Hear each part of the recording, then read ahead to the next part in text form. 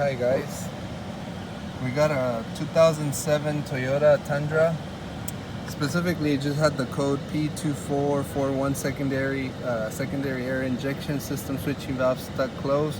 The other codes we caused them as we're disconnecting and repairing the system. So my name is Mario and I work at Riverside Tire. I wanted to show you a quick procedure how we repaired this truck. So it came in with the check engine light with the code 2441, and we initially pulled the code. So this is what the system looks like. This is the new switching valve that we put in it. That's what it looks like. It has another one. That's the bank 1, and we have one on bank 2. I wanted you guys show you guys the specifications on it, how we figured out that it was bad. So on all data, it says to check right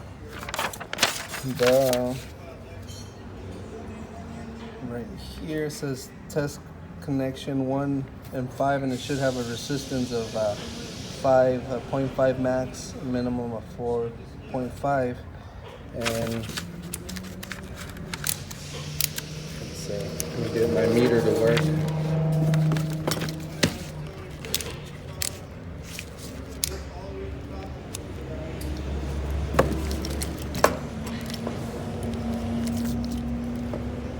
So it's hard to hold the camera and show you guys the reading. Let me show you guys. So this valve, if we measure it at 1 and 5,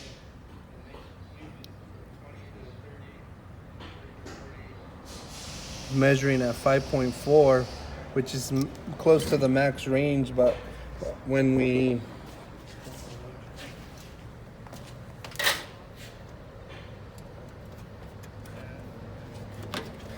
check it, the functionality part of it, when we check it with the power probe, it doesn't react. So it should close and open, but it doesn't do anything. It just shows a spark, so it's seized. That's how we figured out that it was bad, that we needed to replace it. The aftermarket one was about $260. The dealer wanted about $315 for the original one, so the customer wanted to get the aftermarket one. Pretty simple repair, just so you know how to check it and identify it.